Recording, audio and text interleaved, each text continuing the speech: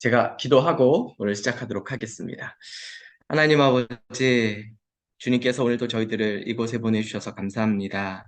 하나님 말씀 잘 배울 수 있게 해주시고, 지금 현재 이곳에서 함께 말씀을 배우는 분들과 또 이곳에 현재 참석은 못하셨어도 이후에 올라오는 영상을 통해서 강의를 듣고 참여하는 모든 분들이 정말 오늘 이 모든 내용들을 통해서 하나님의 말씀에 대한 확신과 또 나를 부르신 거룩한 뜻을 다시 한번 굳게 붙잡는 그런 은혜의 시간이 될 수 있게 하여 주옵소서. 네. 오늘도 함께 하신 우리 주님께 감사드리며 예수님의 이름으로 기도합니다. 아멘. 네. 자, 그러면 제가 화면을 공유하도록 하겠습니다. 네, 자, 화면 공유가 됐고요. 네, 오늘 이제 우리가 드디어 사과를 좀 배우게 되는데 오늘 제목을 한번 좀 같이 읽어볼까요? 제목 읽겠습니다. 시작. 세계사 속에 내 나라 이스라엘을 세우겠다. 자, 그래서 제가 저번에도 말씀드렸지만 성경은 일반 인류 역사와 이스라엘의 역사가 다 기록되어 있어요. 그래서 창세기 1장부터 11장까지는 일반 인류 역사를, 그러니까 우리가 일반적으로 말하는 세계사를 우리가 가르치고 있고요. 그 세계사 속에 내 나라 이스라엘을 하나님이 세워주시는 장면을 창세기 12장을 통해서 보게 돼요. 그래서 오늘은 창세기 5장부터 50장, 그러니까 일반 인류 역사에서부터 시작해서 어떻게 이스라엘의 역사가 시작되게 되었는지를 우리가 보게 될 텐데, 사실 여기는 역사적으로 굉장히 중요한 사건들을 다루고 있거든요. 크게는 두 가지인데 하나는 노아 홍수고 다른 하나는 바벨탑 사건입니다. 인류 역사 속에 나타난 이 두 가지 거대한 사건, 이 사건들은 하나님이 도대체 무엇 때문에 이 세상 세계사 가운데 내 나라 이스라엘을 따로 불러내어 세우시는지를 우리에게 가르쳐 주거든요. 자, 그래서 오늘 우리 포인트가 한 네 가지 정도 되는데 같이 한번 좀 읽어볼까요? 시작. 아담의 족보와 노아 홍수의 연관성. 이게 창세기 5장이고요. 자, 6장부터 노아 홍수 시작. 노아 홍수 공부하기. 이 부분이 창세기 6장부터 9장까지입니다. 세 번째, 다시 두 계열의 나라가 발생하는데 니므롯과 이스라엘입니다. 이게 창세기 10장과 11장이에요. 그리고 네 번째, 이스라엘 나라를 시작하심. 이 부분이 이제 드디어 창세기 12장부터 시작이 됩니다. 자, 스카치 테이프 제가 읽어볼게요. 지난 시간에는 선악과를 기점으로 두 왕사가 있다는 것을 공부했습니다. 그래서 역사는 왕을 찾는 이야기, 히즈 스토리다. 그래서 역사를 왕사라고도 정리할 수 있죠. 자, 그래서 가인같이 힘 있는 자가 다스리는 공동체. 그러니까 누가 왕인가라는 것을 말할 때 가인같이 힘 있는 자가 왕으로 군림하는 제국주의가 있고요. 또 하나님이 다스리시는 공동체, 하나님은 왕이시다를 이 땅 가운데 선포하는 거예요. 그래서 이게 첫 번째 관점입니다. 뭐냐면 누가 왕인가. 그래서 우리가 계속해서 견지해야 하는 관점은 하나님이 왕이시다. 이게 이제 우리가 첫 번째로 견지해야 할 관점이죠. 그래서 이것을 하나님이 가인 계열이 아니라 셋 계열을 통해서 보여주세요. 자, 그런데 여기서 우리는 질문해야 합니다. 셋 계열 사람들은 누구며 무엇을 해야 하는 사람들인가? 자, 이게 굉장히 중요한 또 한 가지 관점을 우리에게 제공하는데 그게 뭐냐면 섞이면 안 된다라는 거예요. 자, 그래서 섞이면 안 된다. 이게 거룩이죠. 이게 제사장 나라의 핵심이에요. 왜 섞이면 안 됩니까? 그래야 정복할 수 있습니다. 섞이면 정복할 수가 없어요. 그래서 우리는 이 두 가지 관점을 계속해서 가지고 갈 거예요. 하나는 하나님이 왕이시다. 다른 하나는 너희들은 섞여서는 안 된다. 이 두 가지 관점을 계속해서 가지고 앞으로의 모든 일들을 우리가 바라볼 거예요. 자, 조금 더 읽어볼게요. 셋 계열의 정체성과 사명입니다. 그럼 왜 이런 질문을 해야만 하는가? 이 질문이 5장이나 할애해가며 기록한 노아 홍수를 해석하는 열쇠일 뿐만 아니라 성경 전체를 이끌고 가는 엔진이기 때문입니다. 결론적으로 노아 홍수가 일어나게 된 이유, 섞였기 때문에. 섞이면 안 되는데 섞였기 때문에. 왜 하나님이 바벨탑을 흩으셨는가? 섞이면 안 되는데 섞였기 때문에. 이 관점을 우리가 계속해서 보는 거예요. 자, 그런데 신기한 게 있습니다. 이 문제를 풀기 위해서는 먼저 족보용법을 알아야 한답니다. 족보용법이라고요? 네, 족보용법입니다. 자, 그래서 우리 화면을 보시면 이게 굉장히 중요한데 족보는 주인공을 찾아냅니다. 그래서 이제 우리가 창조 때로부터 아담의 족보가 나오는데 아담의 족보는 어디로 흘러가냐면 노아에게까지 흘러갑니다. 그리고 노아의 족보는 어디까지 흘러가냐면 아브라함까지 흘러가요. 자, 그러면서 자, 여기 보면 두 인물은요, 두 사건을 우리에게 보여줘요. 그래서 아담은 창조를 말하지만 노아는 홍수를 말합니다. 노아는 홍수를 말하지만 아브라함은 이스라엘을 말합니다. 그러니까 사람이 등장한다는 것은 아주 거대한 역사적 전환점이 나타나는 것을 우리에게 보여주거든요. 하나님께서 이런 역사적 전환점을 불러일으키실 때 반드시 사람을 통해 그 일을 하시는 거예요. 그래서 하나님이 노아를 부르셨다는 것은 이 노아의 등장을 통해서 어떤 하나의 역사적 전환점을 이루어 가시는 것이고 또 아브라함을 부르시는 것은 또 역사적 전환점을 이루어 가시는 거예요. 자, 그러니까 이 아담의 족보에서는 노아가 주인공이 되는 것이고 노아의 족보에서는 아브라함이 주인공이 되는 거예요. 자, 그런데 이렇게 족보가 이렇게 쭉 흘러가는 방식이 뭐냐면 낳고입니다. 네. 그 중간에 나오는 사람들은 마치 의미 없이 나열된 그런 이제 무의미한 존재들처럼 보이는데 이게 사실 하나님 나라의 아주 기가 막힌 퍼즐들이에요. 하나님은 어떻게 보면 인간적으로 별 볼일 없어 보이는, 별 의미 없어 보이는 그 수많은 존재들이 등장과 퇴장을 반복해서 사용하시면서 결국은 노아가 등장하게 하시고 결국은 아브라함이 등장하게 하시면서 이 노아와 아브라함을 통해서 결국은 하나님이 일으키기를 원하시는 거대한 역사적 전환점을 만들어내시는 거예요. 자, 한번 우리 직접 이것을 좀 찾아볼까요? 우리 창세기 5장 한번 봅시다. 우리 성경, 창세기 5장.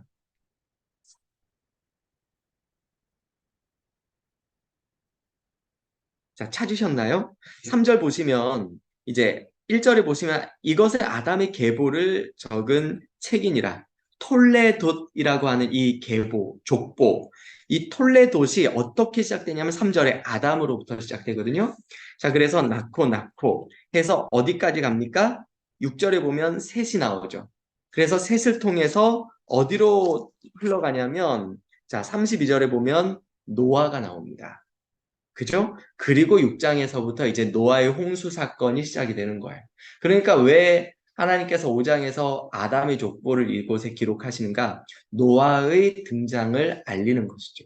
자, 그리고 이제 노아의 족보가 10장에 나오죠. 자, 여기 보시면 노아의 아들들이 족보라고 해서 노아의 아들들 셈과 함과 야벳. 자, 셈, 함, 야벳이니까 족보 순서가 어떻게 나와야 합니까? 셈, 함, 야벳. 근데 어떻게 나와요? 야벳, 함, 셈으로 나옵니다. 왜요? 의도가 있거든요.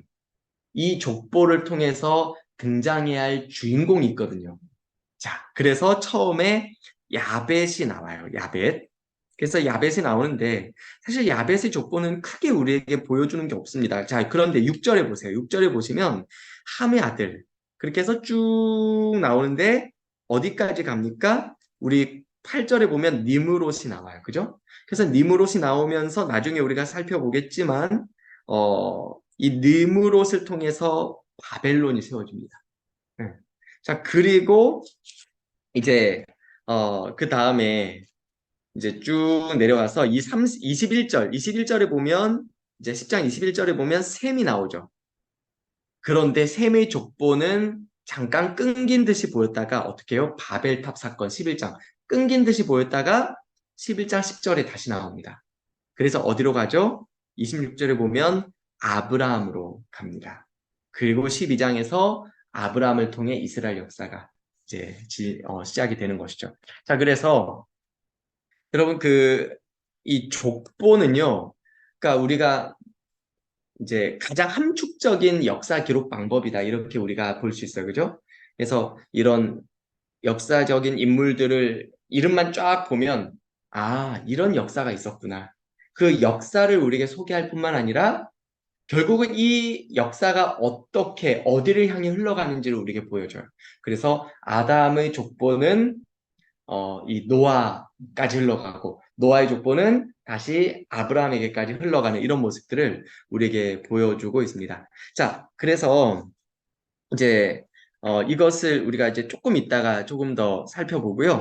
우리가 오늘 이제 또 한 가지 다루게 되는 것은 노아의 홍수에 대한 것입니다. 그러니까 노아 홍수가 정말 과연 사실이었는가?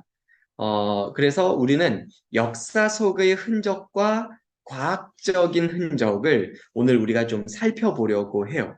자, 그래서 노아의 홍수가 정말로 있긴 있었나? 그것이 과연 전 세계적인 홍수였나? 우리 영상을 잠시 한번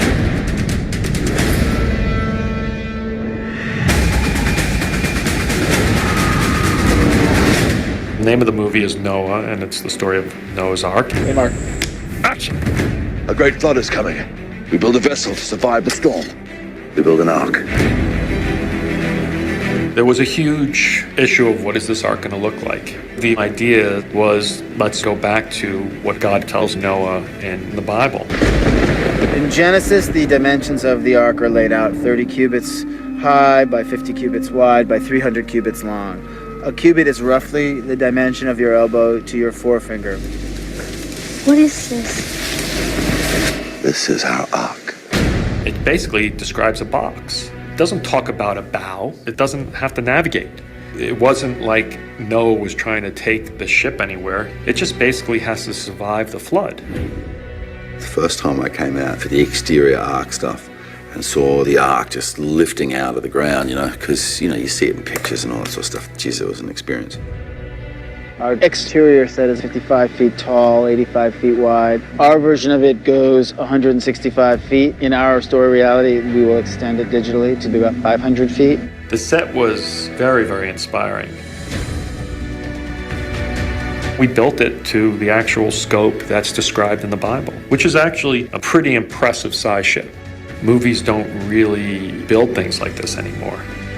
We've been designing the ark for over a year. It took us 6 months to build and to complete. The scaffolding you see right here is what was used by Noah and his family to apply the pitch.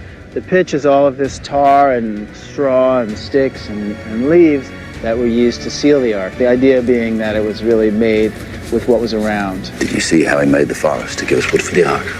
How he sent the birds? Has he not sent everything we need? At the bottom of the ark, we have our ballast. This ballast goes down another 15 feet. The ballast is volcanic rock to keep it from rolling around in the ocean. The ramp was there to serve one function, for reptiles to be able to get up there, for mammals to be able to get in here, and birds to fly up to the top. This interior arc matches in proportion the exterior arc where we were shooting, and we really took to heart the idea that we were packing for a journey. Whatever stores, whatever tools, whatever bits of technology were available to our family got put into this ark. All of us should be inside by now. The storm is coming. I wanted very much this ark to be an act of desperation. It begins. The craft of this ark would be very rough and rugged, and that idea gives the ark its vitality, the sense that doom is impending. People are really working quickly to try and make something so that they can survive. When they come, they will be desperate, and there will be many. I'm very fortunate to have worked on films with big budgets and amazing sets, but I still think that what Darren has pulled off is quite incredible, and it feels very once in a lifetime that I'll stand on a whole physical ark. Take the ark! It's a great adventure story and a great drama about surviving in impossible times. What do you think it'll be like? The end of everything. The beginning. Beginning of everything. I think it'll be very exciting for people to go on a journey with Noah and his family. Remember, Noah, he chose you for a reason.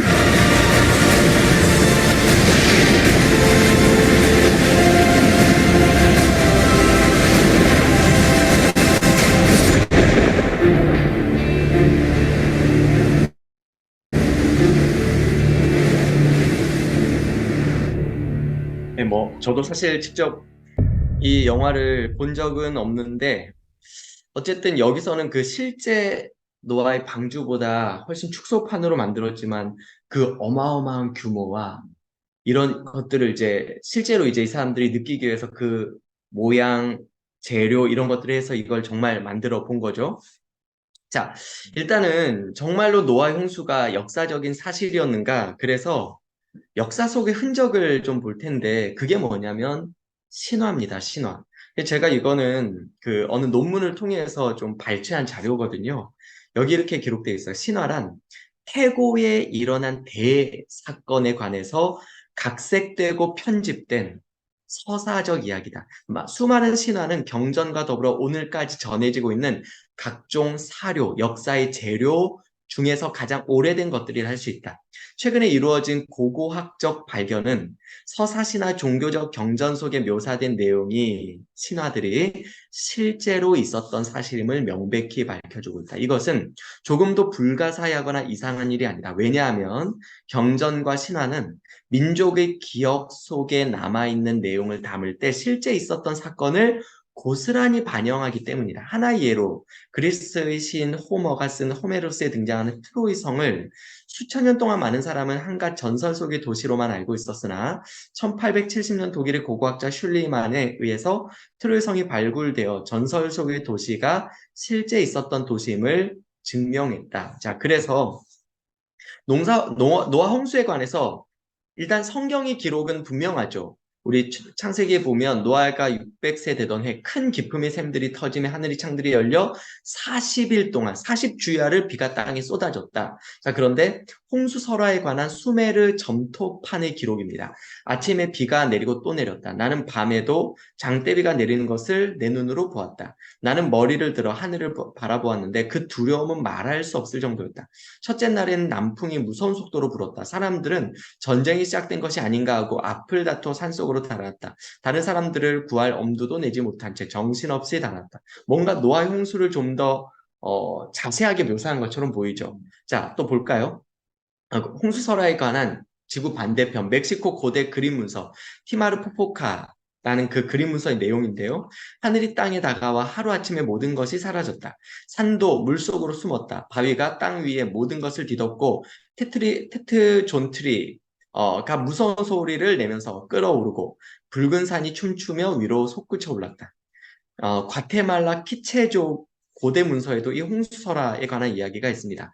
대홍수가 일어났다. 사방이 어두워지면서 검은 비가 쏟아지기 시작했다. 비는 낮과 밤을 가리지 않고 쏟아졌다. 사람들은 죽을 힘을 다해 달아났다. 어떤 사람들은 지붕으로 기어올랐지만 집이 무너져 땅으로 떨어졌다. 또 그들은 나무에 매달렸지만 나무는 그들을 흔들어 떨어뜨린다. 또 다른 사람들은 동굴 속에 피난처를 찾았다. 그러나 동굴이 무너지면서 사람들이 생명을 빼앗아 버렸다. 이리하여 인류는 멸망했다. 또 홍수설화에 관한 브라질 전설 내용입니다. 어느 날 천지가 무너져 내리는 듯한 무서운 소리가 났다. 만물이 암흑 속에 잠긴 뒤에 큰 비가 쏟아지기 시작했다. 비는 만물을 휩쓸어 버렸고 온 세계가 물에 잠겨 버렸다. 홍수설화에 관한 알래스카 트린키트족 전설입니다. 살아남은 몇 사람이 배를 타고 산 정상으로 올라가 소용돌이치는 물속에서 간신히 목숨을 건졌다. 곰과 늑대가 경류를 해치고 사람이 탄 배로 헤엄쳐 왔지만 무정한 인간들이 창과 노로 쫓아버렸다.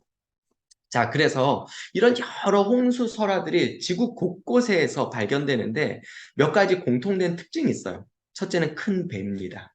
그래서 바벨론 서사시 우발의 아들 토우토여 너희 집을 부숴 배를 만들라. 재산을 돌보지 말고 만일 생명을 구한다면 그것만을 기뻐하라. 배에 온갖 동물을 싣는 것이 잊지 마라. 아즈텍의 고대 문서. 커다란 배를 만들고 토소스톤트리가 되어 물이 하늘까지 차오르면 그 통나무 배를 타라. 그래서 이런 배에 관한 언급이 있고요. 두 번째는 생명을 건진 두 사람, 남자와 여자. 그래서 여기 보면 성경에 노아와 그의 처, 그리스 전설엔 데우칼리온과 피라, 아일랜드 서사시 비트와 빌렌, 웨일즈 전설 듀에이엔 듀에이위티, 바스크의 전설 남편과 아내, 북아메리카 인디언 브라질인 뭐 이런 모든 홍수 설화 속에서 목숨을 건진 남자와 여자가 등장을 합니다. 자, 그리고 또 동물, 또 홍수 후에 나오는 새와 무지개, 무엇보다도 이 모든 홍수가 신의 진노로서 내리게 되었다. 이런 공통적인 특징들이 발견된다는 것이죠. 자, 그래서 홍수설화에 관한 결론은 세계 각지에 남아있는 동서양 홍수설화가 거기에서 발견되는 홍수설화가 거기서 발견되는 유사점들은 인류의 기억 속에 깊이 각인된 어떤 커다란 사건이 실제로 있었음을 보여줍니다. 결론적으로 말하면 노아와 그 가족으로부터 시작해서 바벨탑의 혼란에 의해 노아의 후손들이 지구 전역으로 퍼졌으며 각 대륙과 섬들에 정착한 노아의 후손들에 의해서 홍수에 관한 이야기가 구전으로 전해지는데 그 과정 속에서 조금씩 편집되고 변질된 형태로 전해져서 오늘과 같은 홍수설화로 남게 됐다. 이렇게 정리를 할 수가 있습니다. 자, 그래서 이런 역사 속의 흔적을 우리가 이런 신화들을 통해서 발견할 수가 있다는 거예요. 자, 두 번째는 이제 과학적인 흔적인데요. 가장 확실한 것은 지층입니다. 자, 우리가 보통 지층을 말하면 지층을 만들기 위한 세 가지 조건. 침식, 운반, 퇴적입니다. 그래서 항상 침식, 운반, 퇴적이 반복돼서 이런 지층이 만들어지는데 만약에 침식, 운반, 퇴적이 몇만 년에 걸쳐서 진행이 된다. 아마도 이런 위의 모양으로 될 거예요. 그죠? 그런데 지금 현재 지구상에서 나타나는 지층의 모양은요. 굉장히 반듯합니다. 그래서 지금 이제 여기 나오는 거는 이제 그랜드 캐니언이거든요. 자, 그리고 이제 예를 들어서 이제 또 이런 화석이 있다고요. 화석이. 근데 이제 우리 조개 화석을 생각해 보면 조개가 죽으면 입을 벌리잖아요. 그죠?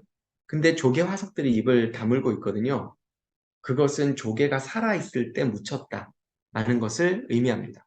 자, 그리고 여기 지금 나뭇잎 화석. 나뭇잎이 화석이 될 수 있을까요? 네. 근데 나뭇잎이 화석이 됐다는 거예요. 저 위에 저 꼬치 모양 저거 뭔지 아세요? 똥 화석이 똥. 예. 똥이 저렇게 화석이 되어 있는 거예요. 똥은 가장 쉽게 부패하거든요. 또 웃긴 것은 물고기가 물고기를 먹는 장면. 예. 이거는 어떤 거대한 대격변이 순식간에 일어났다라는 것을 보여주죠. 그리고 여기 이제 마지막으로 나오는 이 그림은 다지층 화석이거든요. 이게 보통 지층학자들이 말하는, 지질학자들이 말하는 지층의 예를 들어 1cm 지층이 만들어지는데 수만 년에서 뭐 수억 년이 걸린다. 근데 지금 이 나무가 이렇게 화석이 세로로. 그런데 이런 다지층 화석이 지구 곳곳에서 발견이 되는 거예요. 자, 그래서 한번 또 영상을 좀 한번 보도록 하겠습니다.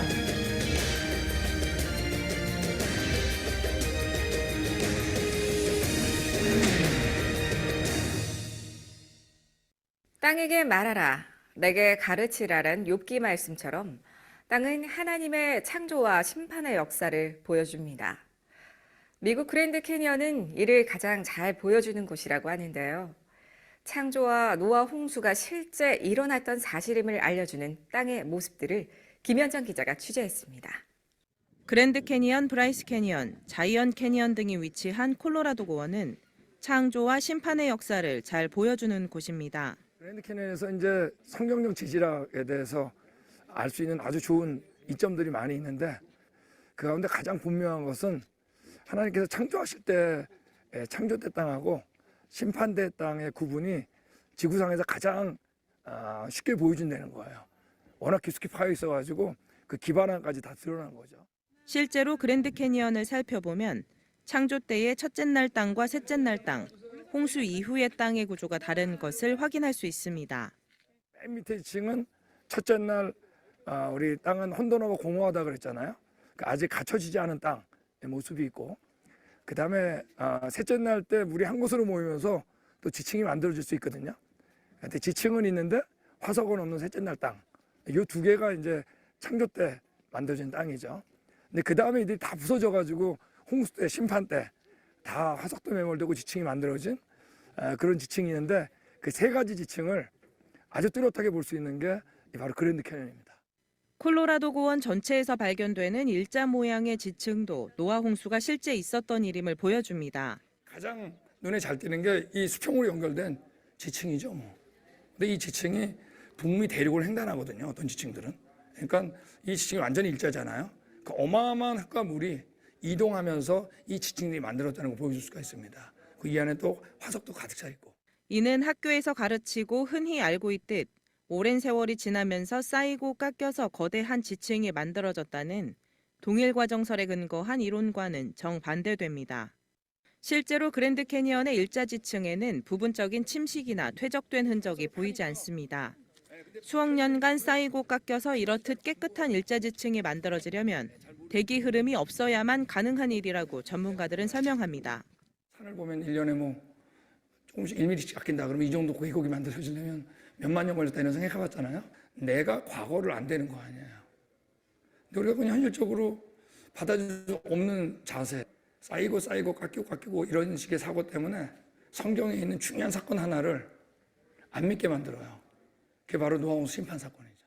노아 홍수 직후 높게 올라온 땅에 물이 빠지면서 육지가 됐고, 덜 올라온 땅은 물이 고여서 호수로 남아 있었는데, 이렇게 만들어진 콜로라도 고원의 동쪽과 북쪽 거대 호수 두 개가 땅이 마르기 전에 연달아 터지면서 그랜드 캐니언을 만들었다는 설명입니다. 오랜 세월이 지나면서 땅이 단단하게 굳은 후에야 그랜드 캐니언이 만들어진 것이 아니라는 것은 그랜드 캐니언 곳곳에 분포되어 있는 세핑이라는 지형에서도 확인할 수 있습니다. 이는 물이 거의 마르지 않은 눅눅한 모래를 가지고 침식 과정 실험을 할 때 양 가장자리가 원형 극장처럼 가운데로 함몰되는 현상이라 홍수 직후 아직 땅이 젖어 있을 때 그랜드 캐니언이 형성됐다는 증거가 됩니다. 지층을 이루는 층리가 경사를 보이는 사층리도 볼 수 있는데, 이를 통해 물의 깊이와 방향, 홍수의 규모 등을 측정할 수 있습니다. 그랜드 캐니언에는 단일 사층리의 두께가 18m에 이르는 것도 있는데, 이는 당시 물의 깊이가 100m가 넘었고 물이 흐른 속도는 초속 1m 정도였을 것으로 예측되고 있습니다. 이러한 규모를 일으키는 자연 현상은 노아 홍수와 같은 쓰나미뿐이라고 전문가들은 말합니다. 이러한 증거들을 직접 눈으로 본 탐사객들은 말씀의 확신, 믿음의 확신을 더욱 굳게 가질 수 있었다고 전합니다. 지층이 오랫동안 이렇게 쌓이고 쌓여서 됐다는 그 사실을 믿고 있었는데 그게 아니다라는 것을 여기 와서 알게 됐어요. 지층이 엄청 넓게 있다는 것도 알게 됐어요. 그 외에도 뭐 진화론이 여러 가지로 모순이 있다는 것. 감히 상상을 할 수 없었거든요. 그리고 생각으로도 이해가 안 갔던 어떤 많은 부분들, 그런 부분들을 강의를 듣고 눈으로 보고 하면서 그 확신, 그 다음에 또 믿음의 확신. 심판의 흔적 중 아주 작은 일부인 이 증거들을 보여주신 하나님의 뜻이 무엇일까 묵상하게 됩니다. CGN 투데이 김현정입니다. 그래서 이 그랜드 캐니언, 저는 실제로 가본 적은 없지만 이 그랜드 캐니언의 길이가, 협곡의 길이가 한 400km 전 된다고 그러니까 이제 서울에서 부산까지 길인데, 이 거대한 협곡이 완벽한 일자 지층으로 되어 있어요. 그러니까 만약에 바람에 의해서 어떤 그런 침식이 혹은 어떤 풍식이 일어났다면 서울부터 부산까지 같은 방향의 바람이 같은 세기로 이렇게 해서 일정하게 불어서 깎여야 일자 지층이 나오는데, 그게 아니면 아예 대기 흐름이 없든지, 근데 이런 완벽한 일자 지층으로 지금 구성이 되어 있다. 이런 것들은 이런 동일 과정설, 동일한 과정들을 통해서 모든 지역의 지층이 만들어진다라는 이런 동일 과정설과는 전혀 배치되는 것이다. 이렇게 설명하고 그것을 이제 보여주는 게 그랜드 캐니언이라는 거예요. 자, 그리고 이제 그 석탄도 이제 그 보면 뭐 석탄도 마찬가지고 석유도 마찬가지고 사실 이게 우리가 보통 어떤 생물이 죽으면 부패가 일어나죠. 부패가. 근데 부패되지 않고 부식되지 않고 다른 형태로 보존이 되어 있는 게 석탄이고 또 석유란 말이에요. 그래서 이게 보통 산소에 노출되면 반드시 부패와 부식이 일어나는데 산소에 노출이 안 됐기 때문에 완전히 밀봉이 됐기 때문에 결국 이렇게 이게 다른 형태로 보존이 가능한 거예요. 이런 것들을 보면 이게 오랜 세월 동안 노출되어서 깎이고 침식되고 이런 것들이 아니라 어떤 대격변에 의해서 이게 완전히 이렇게 보존이 된 형태가 바로 석탄이고 석유다 이렇게 우리가 볼 수가 있는 것이죠. 아까 이제 또 우리가 화석도 봤습니다. 또 이제 빙하기에 대한 부분인데 이제 많은 사람들이 빙하기를 어떻게 설명하냐면 운석. 그래서 우주에서 운석이 거대한 운석이 충돌해서 이제 이렇게 파편들이 튀면서 지구를 덮고 그래서 이제 빙하기가 찾아왔다라고 하는데 사실 우리가 성경을 보면 빙하기 원인을 더 잘 알 수 있어요. 이게 7장에 보면 노아가 600세 되던 해 둘째 달 곧 그 달 11날 그날에 큰 기품의 샘들이 터지며 하늘의 창문들이 열려. 그러니까 이게 무슨 말이냐면 밑에서도 물이 솟아오르고 하늘에서도 물이 떨어지는데 그 물이 어마어마하게 떨어지니까 마치 하늘이 창이 열려서 물폭탄이 그냥 퍽퍽퍽 떨어지는 그런 상황이에요. 이거를 우리가 어떻게 이해할 수 있냐면 저 하늘 위에 물층이 있었다라고 우리가 생각을 합니다. 그래서 우리가 고대의 이 대기를 보면 이 거대한 물층이 궁창 위를 덮고 있었기 때문에 이 지구는 거대한 온실 효과가 돼 있어요. 그래서 대기의 흐름이 일어날 수 없습니다. 왜요? 복사열이 아주 균등하게 지구 전역을 덮고 있거든요. 그래서 열 전도가 정확하게 일정하다는 것은 대기의 흐름이 없다는 거예요. 그 강력한 증거가 맘모스예요, 맘모스. 그래서 맘모스, 보통 맘모스가 북극 시베리아나 이쪽에 발견되는데 이 맘모스의 배에서 양치식물, 열대식물들이 발견이 되는 거예요. 이 말은 옛날에는 여기도 따뜻했구나 이것을 볼 수 있는 것이죠. 자, 그래서 이 궁창이 물이 쏟아져 내렸어요. 자, 그리고 이 큰 기품의 샘들 이것은 여기 이제 그림 보시면 지구 안쪽에 멘틀 그 아래 핵을 덮는 거대한 물층이 있었을 것이다. 이 물은 어마어마하게 뜨겁겠죠. 지금도 이 핵 온도가 대략 1만 도라고 해요. 멘틀이 3,000도. 이런 어마어마한 뜨거운 물이 물 안에 이 지구 안에 있다가 이게 퍽 터지면서 엄청나게 분출해 오르는 거예요. 그러면서 이 어마어마한 화산, 사람들은 이제 화산이라고 말하거든요. 화산 효과가 나면서 지금 그 얘기 들어보셨어요? 백두산 폭발하면 이렇게 빙하기 찾아온다. 근데 이거는 그냥 백두산 하나만 터져도 그런데 백두산 화산이 그냥 전 세계적으로 막 터지는 거예요.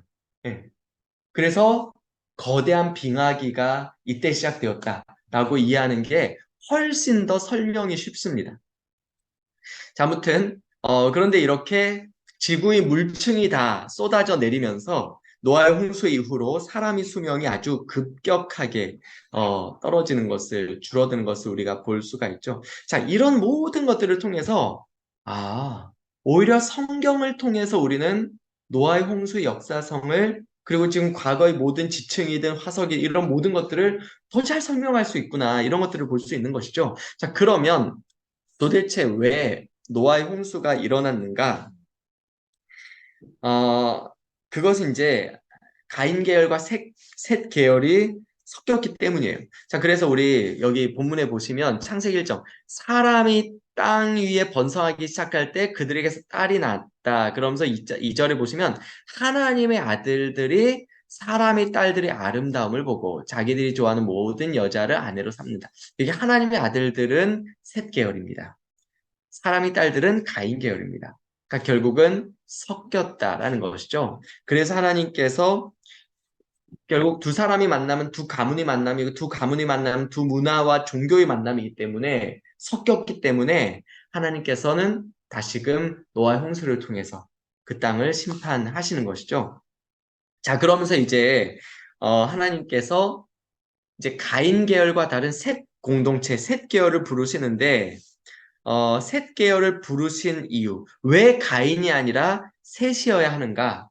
세계사 위에 내 나라를 세우겠다. 하나님 나라. 하나님의 나라가 임하시고 하나님 뜻을 이루어지게 하겠다. 하나님이 왕 되시는 그 나라를 세우기 위해서는 셋 공동체를 하나님이 세우시는 것이죠. 자, 그래서 하나님이 그런 마음으로 이스라엘을 부르십니다. 자, 하나님은 이스라엘을 부르신 것은 이 땅 가운데 하나님 나라를 세우시기 위한 하나님의 지혜예요. 그러니까 결국 이제 셋 계열을 부르셨는데 셋 계열이 섞였잖아요. 그래서 노아의 홍수, 그죠? 그런데 노아의 홍수 이후에 셈과 함과 야벳인데 하나님은 이 셈을 통해서 또 하나님 나라를 쭉 이뤄가기를 원하세요. 그런데 이 노아의 아들들 중에서 이제 함의 아들 중에 이제 나중에 보겠지만 니므롯이라는 사람이 나오면서 바벨론, 아수르, 세상 제국이 나온다고요. 그래서 하나님이 이 세계사 가운데 내 나라를 세우기 위해서는 한 민족을 불러내야겠구나. 이게 하나님 나라 건설을 위한 하나님의 지혜예요. 하나님의 부르심. 여기에 교회의 존재 의의가 있습니다. 그리고 하나님 나라의 비전은 뭐냐면 결국 그 한 민족을 통해서 모든 민족이 복을 받게 할 것이다. 자, 그리고 하나님 나라 건설을 위한 전략은 뭐냐면 불러내겠다는 거야. 한 민족을. 근데 누구를 부르셨냐면 약한 자를 부르셨습니다. 고린도전서 1장에 보면 너희를 부르심을 보라. 능력 있는 자 많지 않고 지혜 있는 자 많지 않고 강한 자 많지 않고 하나님은 약한 자. 왜요? 그래야 누구도 사람이 있다고 자랑하지 않아요. 그래서 이것을 보여주기 위해 하나님이 한 민족을 부르셨는데 그 민족이 바로 이스라엘이다. 이것을 우리가 보게 됩니다. 여기서 우리는 교회의 존재 의의를 발견할 수 있어요. 왜 하나님이 이 땅 가운데 교회를 세우셨는가? 이 땅에 하나님 나라를 건설하기 위한 하나님의 지혜가 있어요. 그것은 한 민족을 불러내신 것처럼 내가 내 교회를 세우고 그리고 그 하나님 나라의 비전은요, 이 교회를 통해서 모든 민족이 복을 받는. 그래서 저는 우리 조조 집사님이 잘 되시는 것이 카타르가 잘 되는 것이 되기를 축복해요. 우리 카타르 한인교회가 잘 되는 것이 결국은 우리를 둘러싼 한인 사회가 잘 되는 것이 되어야 합니다. 하나님은 우리를 복을 주시고 우리에게 복을 주심으로써 열방에 이 복이 나누어지게 하는 거예요. 그래서 이 하나님 나라를 건설하기 위한 하나님 전략은 뭐냐면요. 불러내겠다. 섞이지 않게 하겠다. 거룩하게 구별하겠다는 거예요. 예. 근데 누구를 부르셨냐면 약한 자를, 미련한 자를, 부족한 자를. 예. 자, 그래서 이제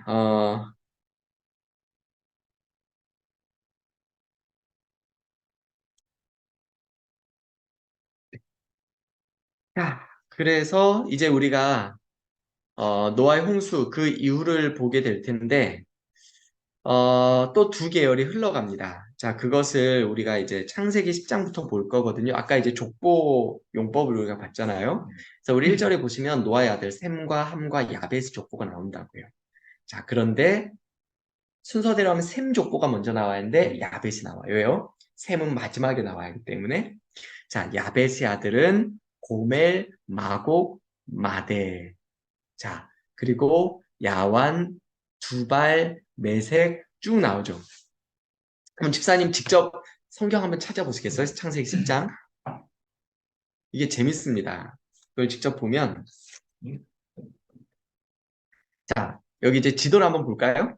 이게 도대체 이 아들들이 글자만 보면 어디로 흘러가는지 잘 모르잖아요. 자, 여기 보면 자, 야벳의 아들 고멜 어디 있어요? 자, 보세요. 저 위에 있죠. 마곡, 마대, 네, 그리고 쭉 가다 보면 해서 야완 어디 있죠? 여기 있죠. 야완. 네. 자, 그리고 두발과 메섹과 디라스, 고멜의 아들은 아스그나 저기 있죠? 그리고 리밧과 도갈마. 또 야완의 아들은 엘리사가 어디 있죠? 저 로마 있는데, 그죠? 그리고 달시스, 예, 다시스, 그죠? 지금 스페인. 그리고 kittim 어디 있습니까? kittim 여기. 그러니까 그 야벳은요, 유라시아에서 유럽으로 계속해서 퍼져갑니다. 그렇게 우리가 볼 수 있고요. 자, 그리고 이제 6절부터 보시면 함의 아들이 나오거든요. 자, 함의 아들은 구스 어디 있죠? 여기 있죠. 그러니까 아프리카의 자리를 잡고 있는 것을 보게 돼요. 그래서 애굽이 함의 족속입니다. 함의 후예들이에요. 자, 구스와 또 미스라임 어디 있죠? 여기 있죠. 저 지금 현재 에티오피아 있는 다 그쪽이에요. 자, 그리고 붓과 가나안이요. 또 구스의 아들은 스바와 하윌라 어디 있죠? 스바, 하윌라. 그리고 삽다와 라마, 삽드가요. 또 라마의 아들은 스바와 드단 여기 있죠. 예. 그리고 이제 결국 이제 제일 중요한 인물이 뭐냐면 여기서 이제 니므롯. 그래서 8절에 보면 구스가 또 니므롯을 낳았다 이렇게 나와요. 자, 그래서 그는 세상의 첫 용사라. 그래서 여기 보면 니므롯의 이 메소포타미아 여기가 어디냐면 갈대아 우르예요. 여기 지금 니므롯의 세상이 만들어졌는데 자, 한번 볼까요? 그는 세상의 첫 용사라. 그가 하나님 여호와 앞에서 용감한 사냥꾼이 되었으므로 속담 이르기를 아문은 여호와 앞에서 니므롯같이 용감한 사냥꾼이로다. 그의 나라가 자 보세요. 시날 땅의 바벨에서 바벨탑, 바벨론 다 여기서 시작됩니다. 바벨과 에렉과 악갓과 갈레에서 시작되었으며 그가 그 땅에서 아수르가 나오죠. 그리고 니느웨, 르호보딜과 갈라와 니느웨와 갈라 사이에 레센을 건설하였으니 이는 큰 성읍이라. 자 보세요. 미스라임은 루딤과 아나밈, 르하빔과 납두빔, 바드루심과 가슬루힘과 갑도림을 낳았더라. 그러면서 가슬루힘에게서 어디가? 블레셋. 그러니까 지금 성경이 다 앞으로 구약 성경에서 계속해서 보게 되는 이스라엘의 원수들, 이방 나라들, 강력한 대국들 다 지금 니므롯의 후손들로 등장하고 있는 것을 우리가 여기서 보게 돼요. 자, 그래서 우리가 노아의 족보는 주인공을 찾는 데 있잖아요. 하나의 주인공은 당연히 셈입니다. 셈의 후손. 그런데 셈의 후손과 더불어서 우리는 니므롯의 후손을 보게 돼요.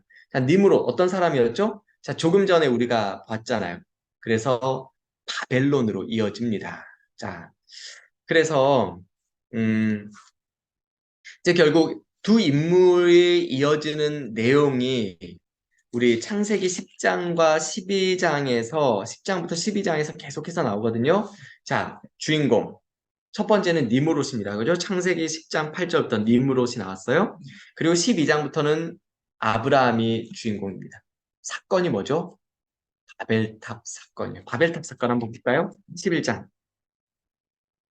자, 온 땅의 언어가 하나요? 말이 하나였더라. 이에 그들이 동방으로 옮기다가 신할 평지를 만나 거기 거류하며 서로 말하되 자, 벽돌을 만들어 경고에 굽자 하고 이에 벽돌로 돌을 대신하여 역청으로 진흙을 대신하고 또 말하되 자, 성읍과 탑을 건설하여 누가요? 우리가 그들이 니므롯이 건설하여 그 탑 꼭대기를 하늘에 닿게 하여 우리 이름을 사람 이름을 내고 온 지명에 흩어짐을 면하자. 누가 왕이라는 거예요? 우리가. 우리 이름이. 그죠? 사람이 왕이라는 거예요. 자, 근데 아브라함은요. 12장에 보면 여호와께서 아브라함에게 이르시되 너는 너희 고향과 친척과 아버지 집을 떠나 내가 내게 보여줄 땅으로 가라. 그래서 하나님이 아브라함을 찾아오심이 아니라 불러내심. 예, 부르셨어요. 예. 자, 그래서 나라가 발생하는데 바벨론. 세상 나라, 하나님 나라 이스라엘. 자, 이제 그래서 이제 결국은 이 니므롯의 세상에서 한 나라가 세워지고 아브라함을 통해서 또 한 나라가 세워지거든요. 근데 나라가 되기 위한 조건이 있죠. 국민, 영토, 주권입니다. 자, 그래서 우리가 먼저 주권. 하나는 이제 니므롯 세상이잖아요. 주권. 누가 주권을 잡죠? 그들이. 그러니까 힘을 센 니므롯과 같은 제왕이. 근데 이스라엘 하나님 나라는 여호와 하나님이 왕이십니다. 그죠? 주권이 어디 있는가? 네. 내 주권이 어디 있는가? 네. 우리가 정확하게 알아야 합니다. 영토. 자, 영토는 신할 땅이에요. 근데 신할 땅 그들이 찾았어요. 그들이 차지했어요. 그들이 건설해요.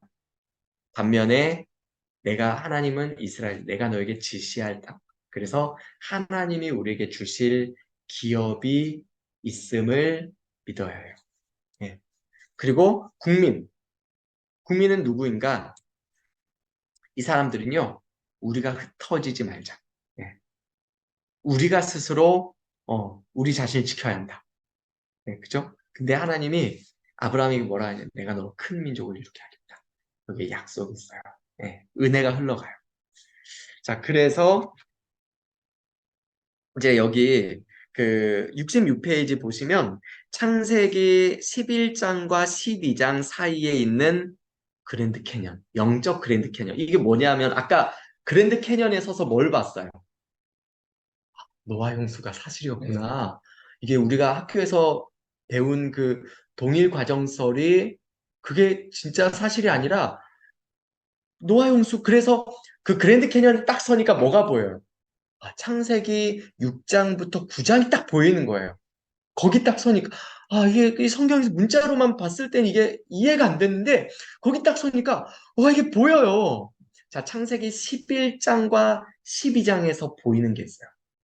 왜 하나님께서 이스라엘을 불러내셔야만 했는가? 그러니까 왜 하나님은 창세기 1장부터 11장에서는 왜 심판하셔야만 했는가? 이게 보여요.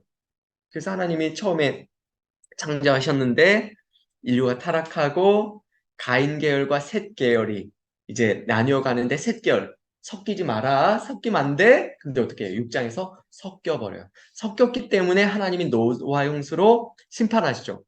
그리고 누굴 불러주세요?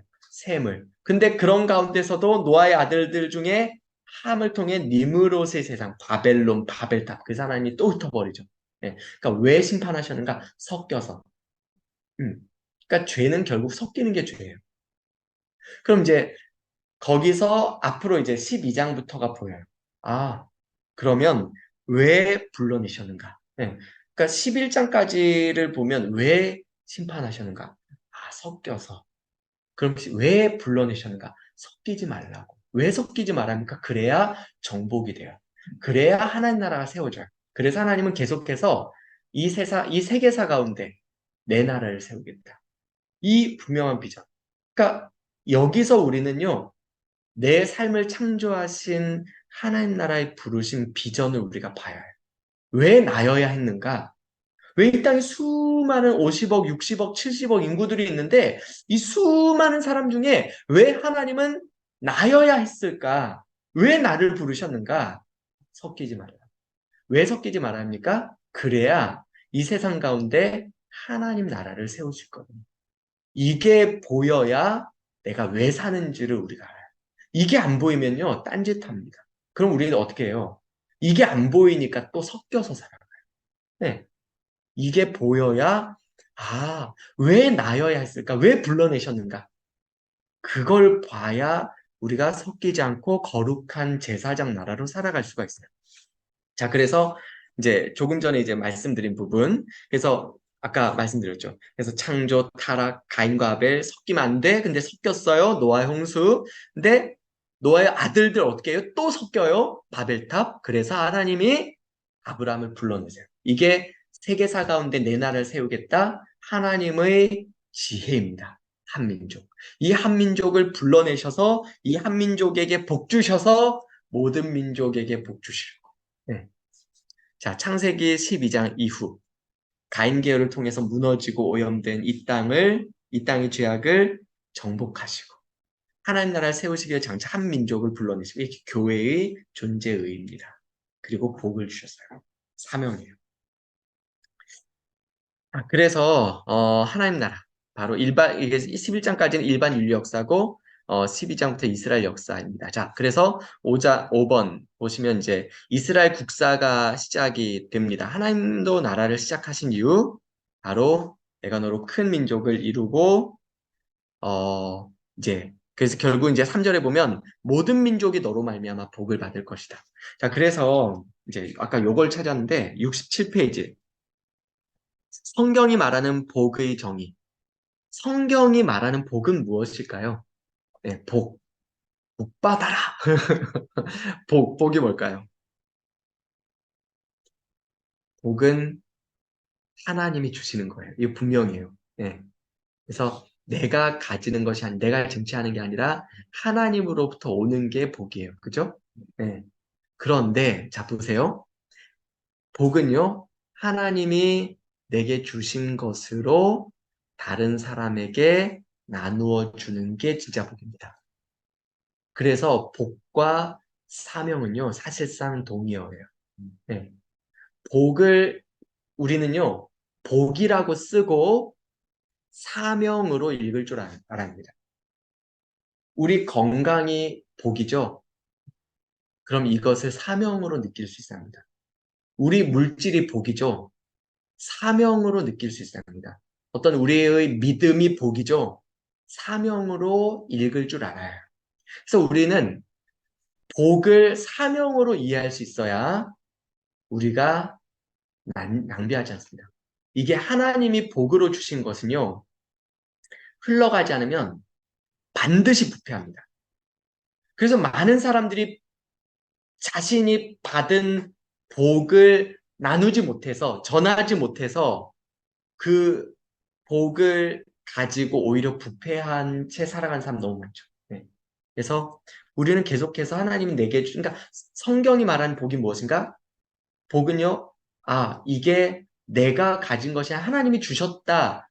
이거를 말해줘요. 내가 이거를 잘해서 아니요. 하나님이 주셨어요. 왜 주셨냐? 전해주라고. 네, 전해주라고. 네. 우리는 성경이 말하는 복을 이런 방식으로 정의할 필요가 있어요. 자, 그리고 성경이 말한 이스라엘의 건립의 의의. 여기 책에 있죠? 세계사 속에 내 나라를 세우겠다. 그러니까 왜 이스라엘이어야 했는가? 왜 이 한민족을 불러내셨는가? 하나님이 왜 나를 이 땅 가운데 창조하시고 구원하시고 나를 살게 하시는가? 네, 세계사 속에 내 나라를 세우겠다. 그러려면 섞여서는 안 된다. 거룩한 제사장 나라로 살아야 한다. 이게 분명합니다.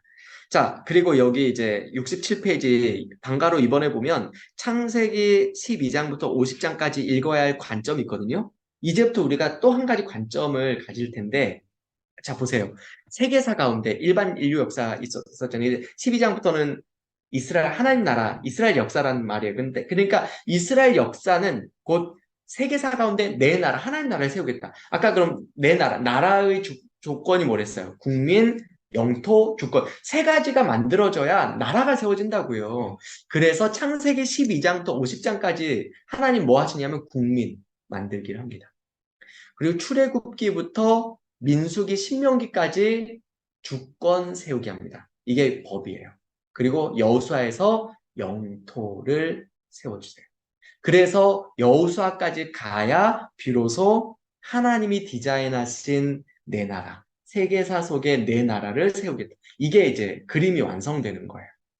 그래서 창세기 12장부터 50장까지 우리가 읽을 때는 지금 국민 만들게 하시는구나. 하나님이 지금 다른 것보다 먼저 율법 주시기 전에, 땅 주시기 전에 먼저 국민. 그 국민 어떤 거예요? 내가 너로 큰 민족을 이루게 하고 너로 복을 주고 그래서 너를 축복하는 자는 내가 복을 주고 너를 저주하는 내가 저주하고 네가 복이 될 것이고 네. 계속해서 하나님이 국민 만들게 하시는 거예요. 국민 만들기. 그리고 이제 출애굽기부터는 이제 그 국민들에게 누가 왕인가? 주권을 하나님이 세워가십니다. 하나님이 주인이시다. 하나님이 왕이시다. 예. 자, 이렇게 우리가 관점을 가지고 이제 이 성경을 좀 볼 필요가 있겠습니다. 자, 68페이지. 양가로 1번, 하나님 나라 국민 주민등록번호 1번 아브라함입니다. 자, 하나님이 아브라함을 부르셨거든요. 자, 어디서 부르셨습니까? 갈대아, 메소포타미아 갈대아 우르. 왜 갈대아 우르에서 떠나라 했어요? 자, 그림 보세요. 여기 갈대아 우르가 니므롯의 세상이에요. 그죠? 그 바벨론, 바벨탑, 제국주의 세상, 갈대아 우르에서 떠나라는 거예요. 예. 그러니까 떠나야 살아갈 수가 있어요. 너의 삶을 살아가기 위해서 떠나라. 그래서 하나님이 이제 지시할 땅으로 부르신 것이죠. 자, 그래서 우리는 이 갈대아 우르의 그 모습을 좀 볼 필요가 있습니다. 자, 지금도 이제 고고학자들이 이제 발견하는 여러 문물들이 있어요. 이게 이제 그 수메르 문명에서 자주 등장하는 벽화들이거든요. 이 벽화를 자세히 보면 이런 그림들, 니므롯의 힘이 느껴지지 않아요? 굉장히 발달했습니다. 그래서 역사는 수메르에서 시작되었다. 메소포타미아 문명에서 모든 인류 역사가 출발했다. 사실 맞는 얘기죠. 그래서 수메르, 그 당시 갈대아 우르의 그냥 상상도를 이렇게 한번 사람들이 그려봤어요. 우리는 이제 고대 사회니까 어떤 뭐 굉장히 원시적이고 미개하고 지저분하고 아니요.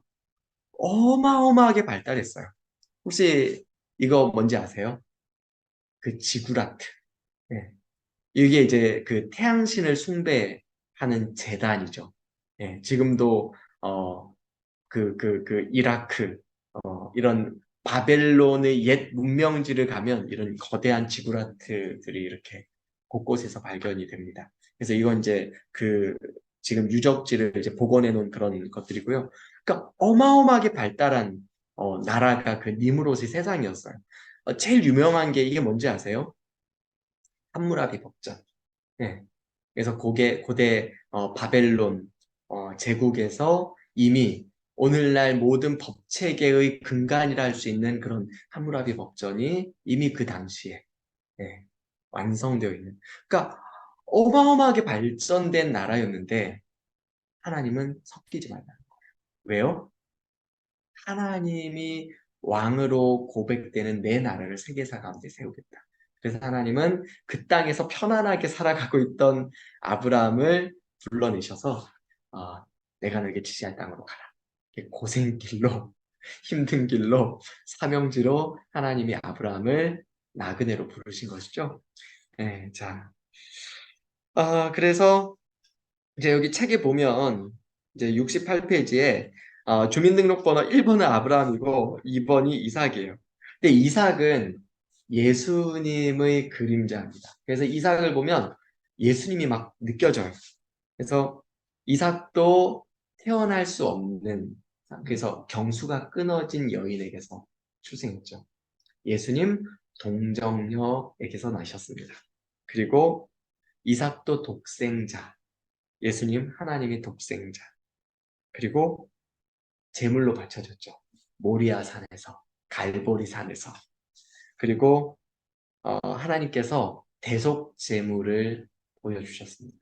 그래서 이삭을 대신하여 한 염소를, 그죠, 순양을 하나님의 여호와 이래 보여주셨죠. 그런데 예수님은 당신이 하나님의 어린 양으로 당신이 몸을 우리에게 주셨어요. 결과는 살아났어요. 이삭이 살아났는데 예수님이 죽으심으로 우리가 살아났어요. 네. 자, 그리고 69페이지 하나님 나라 국민 3번 주민등록번호 3번 야곱.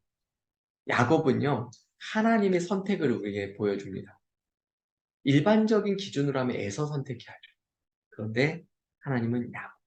네. 하나님이 왜 나를 구원하셨을까? 내가 야곱이었어. 네. 내가 약하기 때문에, 내가 미련하기 때문에, 내가 가난하기 때문에 하나님이 나를, 하나님 없으면 안 되는 사람이기 때문에 하나님 나를 부르셔서 하나님 안 되는 나를 사용해서 하나님으로서만 설명될 수 있는, 하나님만 높임을 받으실 수 있는 그 하나님 나라를 세워갈 증인으로 우리를 사용하시는 것이죠. 그래서 교회는요, 하나님 외에 자랑할 게 있어서요. 네. 가장 아름다운, 가장 교회다운 교회는요, 나를 구속하신 예수 그리스도의 십자가 은혜 외에는 할 말이 없어야 진짜 건강하고 아름다운 성경적인 교회. 그리스도의 십자가 외에도 할 말이 많은 교회, 자랑할 게 많은 교회. 여러분 건강한 교회라고 말할 수 없어요. 그래서 우리가 이런 그 국민 만들기, 왜 아브라함이었을까? 왜 이삭이었을까? 왜 야곱이었을까? 이런 것들을 이제 쭉 보면 하나님은 이렇게 자기 백성들을, 자기 자녀들을 불러내시고 구원하시고 자기 백성을 이렇게 만들어 가시는구나, 이런 것들을 우리가 볼 수 있는 거예요. 그래서 이렇게 하나님께서 이 세계사 가운데 내 나라를 세우겠다. 결국은 이 니므롯 세상 가운데 하나님은 셈계어를 통해서 이스라엘을, 하나님 나라를 세워주시는 것을 우리가 오늘 이 말을 통해서 볼 수 있었습니다. 자, 마무리 제가 읽어볼게요. 69페이지입니다. 하나님을 왕으로 인정하는 공동체의 나라가 타락하면 하나님은 서실 자리가 없어집니다. 하나님은 당신의 주재권을 홍수로 선언하신 셈입니다. 그런데 노아 홍수 이후 후손들의 역사를 보니 똑같습니다. 노아가 가르쳐준 대로 하나님만 예배해야 하는데 삐죽이 또 새로운 성격의 역사가 나타나는 겁니다. 마치 가인의 나라처럼 이번에는 느므롯의 나라인 겁니다. 가인의 후손들이 패도 정치를 하고 흘렀듯이 니므롯의 나라도 힘의 나라입니다. 이제 앞으로 세계사는 힘의 논리로 계속해서 흘러갈 겁니다. 제국주의 역사 말이죠. 이 세계사 속에 하나님이 나라를 세우십니다. 하나님 나라입니다. 이 나라는 힘의 논리로 유지된 나라가 아니라 사랑으로 통치하는 나라입니다. 아브라함, 이삭, 야곱, 이 나라의 국민들이죠. 우린 눈치챘습니다. 이 나라는 제국의 역사와는 다를 것 같습니다. 이 나라의 국민이 되는 것이야말로 복입니다. 창세기를 끝내고 보니 국민이 만들어졌습니다. 자, 그래서 이제 오늘 이제 내용은 여기까지 할 거고요. 그래서 우리 앞으로도 이런 관점들을 살펴보면서 정말 왜 나를 부르셨는가, 이런 하나님 뜻을 좀 잘 기억했으면 좋겠습니다. 이제 다음 주부터는 이제 출애굽기부터 갈 텐데, 이제 다음 주부터는 이제 주권, 하나님 어떻게 주권을 세워 가시는가, 이런 부분들을 또 보도록 할 거예요. 자, 그러면 제가 잠깐만요. 화면을 돌려놓고, 제가 이제 기도하고 오늘 마무리하겠습니다. 하나님 아버지, 오늘도 주님께서 정말 귀한 주님의 말씀을 함께 공부할 수 있게 해주셔서 감사합니다. 하나님, 주님께서는 세계사 속에 내 나라를 세우겠다 작정하시고 뜻을 정하시고 이스라엘을 부르셨습니다. 자격이 없기 때문에 부르셨고, 정말 사람들이 이해할 수 없었기 때문에 부르셨고, 결국 그래서 하나님이 아니고서는 설명될 수 없기 때문에 하나님이 부르셨습니다. 하나님, 그리고 그와 같은 부르심으로 하나님은 교회를 세우시고 그 교회의 지체로서 저희들을 불러주셨습니다. 왜 부르셨는지, 왜 우리여야 했는지 잊지 않게 해주셔서 정말 우리가 이 땅에서 섞이지 않고 하나님 나라를 이루어가는 거룩한 그 나라의 국민들 되게 하여 주옵소서. 예수님의 이름으로 기도합니다. 아멘. 네, 우리 이은진 자매님 수고 많으셨고요. 또 우리 뒤늦게라도 영상으로 오늘 같이 참여하신 우리 모든 분들 축복합니다. 우리 또 한 주 평안하시고 승리하세요.